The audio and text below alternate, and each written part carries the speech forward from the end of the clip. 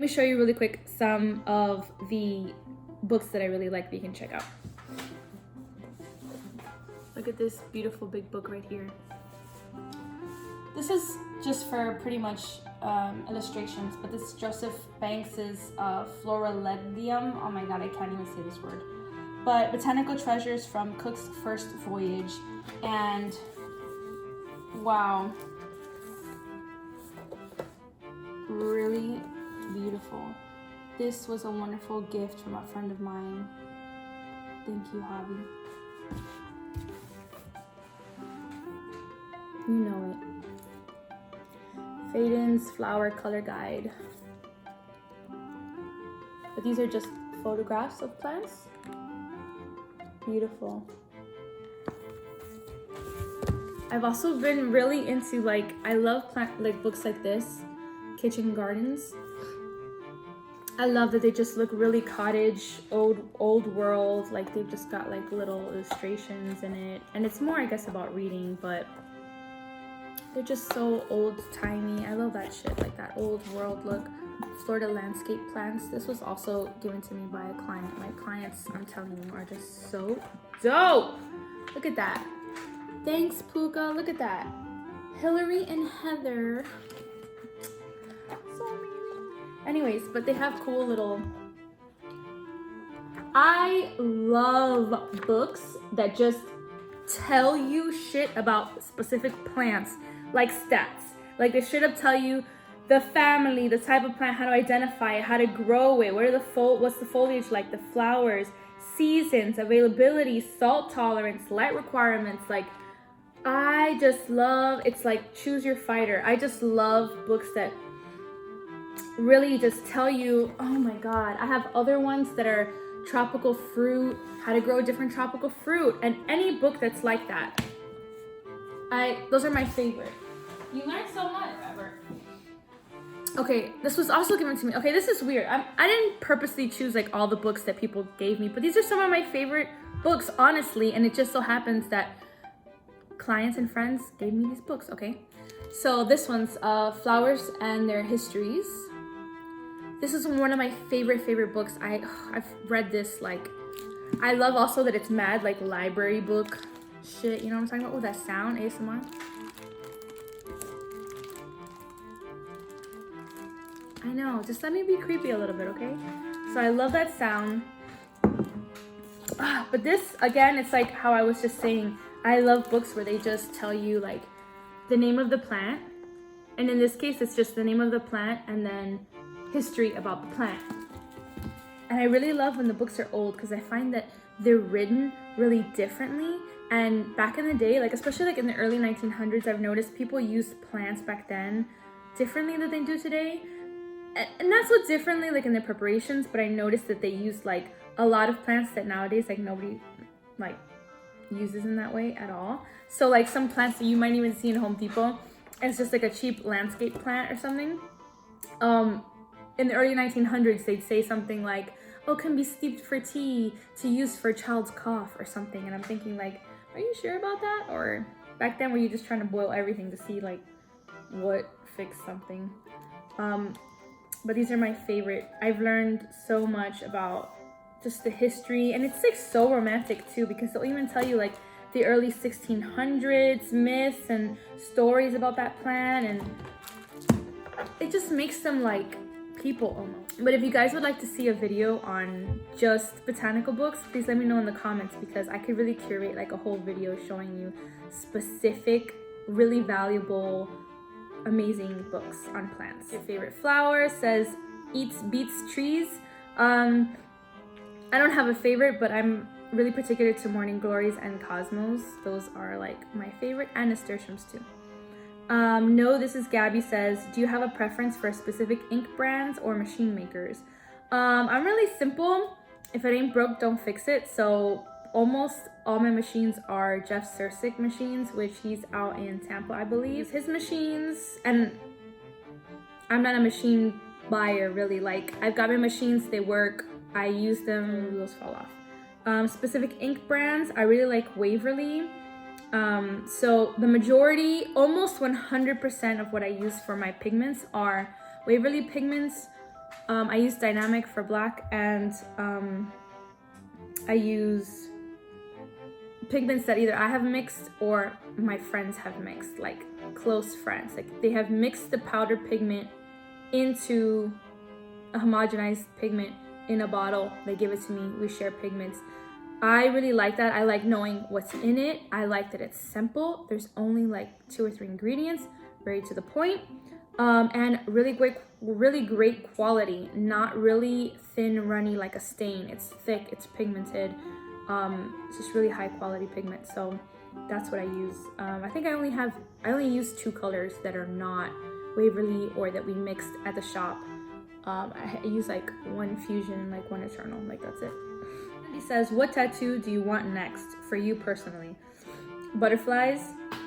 I'm so into butterflies right now. I think they're so beautiful and I want more. Ever since I got this one,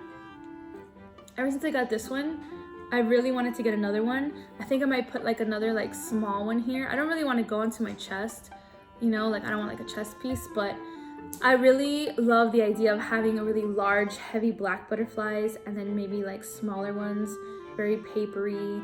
I love those different weights together and I just think it's so beautiful, and especially like to adorn your body and for a woman right here in the, oh my god, like que cosa, that's so beautiful. That's what I want to get. Sar says, have you ever done Beatrice Potter tattoos? She loved nature. No, but I'm super down because I love all that. I love that shit. That Peter Rabbit shit. Oh my god, my second son's baby shower was all Peter Rabbit and I refuse to throw away all the decorations. Like I still have that and I will put it in my office and I will decorate with it till the end of time, because you know what? Because it's beautiful, okay? It's beautiful and it's wholesome and it's nature and it's cottage era, dog. It's like back living in cottages, and oh, there's a little rabbit skimpering there in my garden eating my carrots. Oh my god, eat my carrots, you're adorable. Okay, so OS Chamberlain says, what's something you've always wanted to tattoo that nobody has asked for? Heirloom tomatoes. That's my shit. I've been wanting to tattoo heirloom tomatoes, specifically, although not limited to, the sunrise bumblebee tomato. Oh, so cute. But there's a plethora of heirloom tomatoes that are absolutely gorgeous. Striped, multicolored purple shoulders. The heirloom tomato flowers also are gorgeous. They're just gorgeous. But I know that a tomato plant, I mean, not everybody's gonna want that. But I would love to do a little bit of the plant, the flower, and the fruit. Oh my god. What piece? Oh, mierda y porquería says, what piece of your art are you most proud of? They're usually the pieces that nobody cares about. They're usually the ones that don't get a lot of likes on Instagram. They're usually the ones that are not that interesting, I think, to others. But there was something about them that was really stimulating to me, or something that was really difficult that I managed to pull off and I was very proud of. So I have several of those. I know definitely some of these dog portraits I've done, especially some of the early ones, I was really proud of it. I was proud of it because it's not the same stuff that I'm always doing, but I was able to get textures in the dog's face and the life in the dog's eyes, which to me is like so important. Like, what's the point of doing an absolutely perfect tattoo if it just looks dead, you know? So I feel like those tattoos where they have life in the eyes and where you can really see a piece of me in the tattoo, those are the ones I'm most proud of. They might not be absolutely technically sound, but I think they have the most emotion and life in them, and I think that that's more important. Harper Hibble says, do you ever see yourself moving out of Florida? No, unless I have to. She also says, how many days a week are you tattooing? I'm currently tattooing 4 days a week, and I work 11 to 4 every day. Pretty much because of my children. My husband works a lot, so it's me with the kids, that's it. I have to leave by 4 so I can go pick up my kids, bring them home, do dinner, bathe them, homework, the whole 9, and be in bed by 8. So I can tattoo when I can tattoo, and that's it. Lickety Split says, would you be interested in replicating some Brian Froud work in a Pooka forest?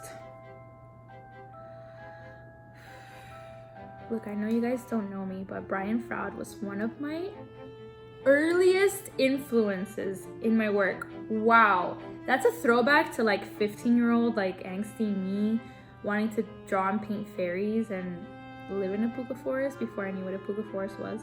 So yes, absolutely, I'd be super down to do that. iSpace87 says, who or what got you into herb healing and growing your own?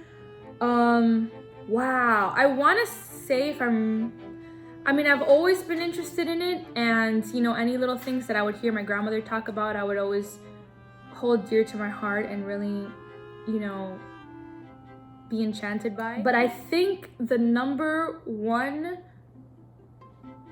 biggest motivator for me actually, I think, was when I was getting ready to have children, where I knew in my mind in the next few years I wanted to have kids. This was like in my early 20s.